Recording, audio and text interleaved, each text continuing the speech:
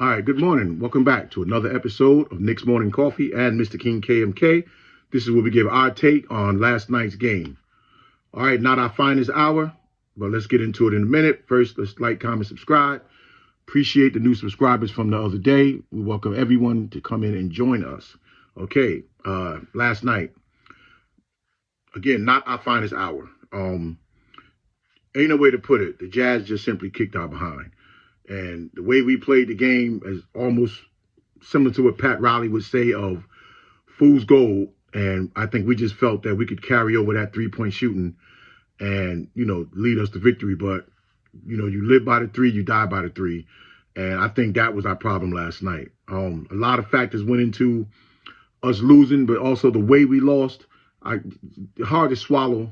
The Jazz, did we overlook them thinking about Denver or the Mavericks? That's a possibility because even though the West has about 12, 13 teams over 500, the East only has 4. So we should have went out there with a little bit more effort last night to put this game away and get ready for the big games coming up this week. Now, I will say, OG Anunoby, he held his own. He played a typical OG game. He was there for us throughout. It just wasn't enough.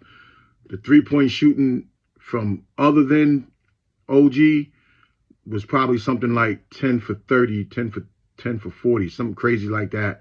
And it was just too much of that. And it was a little bit disappointing to see that after the last game, we bragged about how the Knicks were able to recognize the mismatches, recognize the flow of the game and take advantage of it that way. And we didn't seem to do that last night. And then it has to start with our two big guns. If they see the threes wasn't falling, I know at some point they were getting good looks. You think they're going to fall. But I thought maybe Brunson and Towns and them could have maybe abandoned that a little bit because Brunson went to the line. I think he was 5 for 5, but we hardly even got to the foul line last night because we didn't typically drive the way we normally do. And the epic way that this game was flowing, it looked like the open threes would go down, but they wasn't. We just should have abandoned that for a second and just get back to drive and kick. My biggest thing last night was Cat. Kessler is an adequate center, but he's nowhere near in Karl Anthony Towns' category. And I thought we should have just posted him up and then play it from there. This is the times where Cat could have got 40 shots a game and then, hit the open man as they start to double because we should have recognized that it just wasn't changing for us. And the threes just wasn't in the cards for us. Now, we did get back in the game twice, all right, after blowing 2 15-point leads that they had, rather. We were able to climb back in, 2 times, but not enough to get over the hurdle. So our strength last night would have been inside out. Now, that's not typical for today's basketball, but that would have served us up wonders. And sometimes inside out, it gets your threes going a little bit more efficient. Sad, not jump off bandwagon sad, but things like that don't have to be. You don't want to take 2-3 steps forward and take one back. And it's not the loss for me. You're gonna lose in this league. It's the way we lost. Let's take advantage of these guys and put them away. I mean, Marketing is a really nice player. Sexton is a really nice player, but come on, they not us. And it's just there's no way that we should allow them to get into that bag early, as they did. Now, we did end the first quarter. We climbed back to tie it at 28. Second quarter is where they put their foot on our neck. And then we came out halftime and we won the third quarter. And we seemed to have, maybe be on an upward swing. And then just the bad habits of jocking up those threes just wasn't getting it. And it just looks like, I'm looking over there at the bench, and not even so much at Tibbs, but just looking at some of the assistant coaches behind the bench. And again, we don't know because we're not there, but what are y'all telling these guys when they come to the bench? Like, what are the conversations like other than dapping everybody up? Are we having any type of conversation to tell them, this is what I see from over here? Maybe you could attack this guy, maybe this angle, whatever it is, and I'm not knocking our team. We have a great team, and we're only going to be better. But we have to also recognize flaws in another team when we see it. And the Jazz are thin. they're thin across that front line. And although we're not tall, we're spry. We got guys that can move around. We got guys that can get to the hole. The 3-level scoring that we've been used to seeing on this winning streak. We didn't see that last night. We didn't even see any type of thing where that was even going to materialize.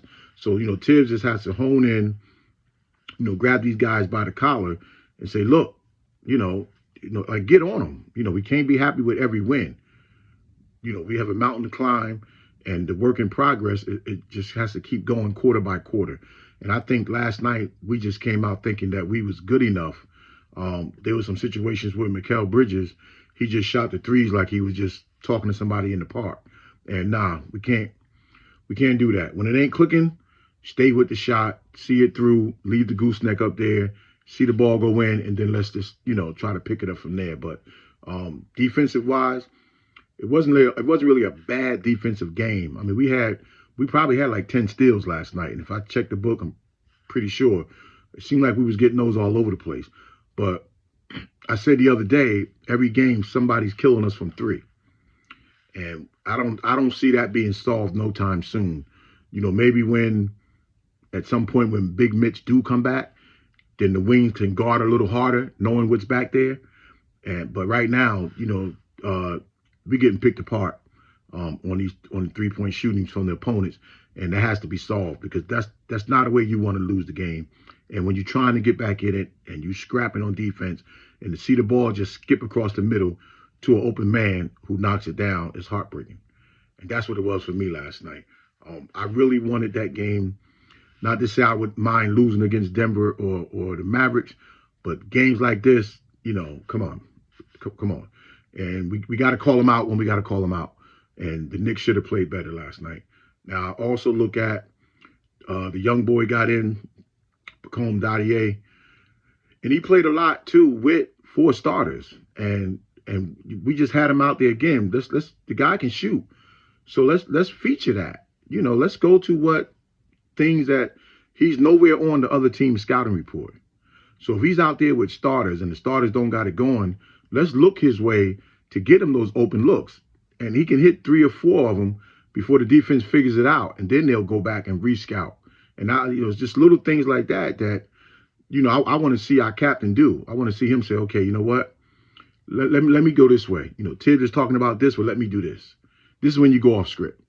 Because if on script ain't working, we have to do something. And then Jalen could have just came down and looked that way. Even, Campaign played a typical Campaign game, so I can't take nothing away from him. But, we ride together, we die together. So if we lose, we all lose. But one of those point guards should have been looking for somebody that defense is not planned for. And we got a few guys that will never be scouted by the other team. So we should have just got up in there and took advantage of it. So, again, it's not jump off the bandwagon upset. It's just a little bit of you want to just keep seeing the growth. And last night showed that it was stagnant. And it just showed that sometimes, Tibbs, you're holding on to something that ain't there. You're pulling straws, out of the air when you got everything right in front of you. Cat is a 7-foot big body guy who got, unlimited moves around the basket. So let's take advantage of that against a thin Kessler. And then inside out. Sometimes it's simple. Easier for us to say from back here, but, sometimes it's simple. And Brunson, not a bad game, but I wanted more. I wanted to see more from him.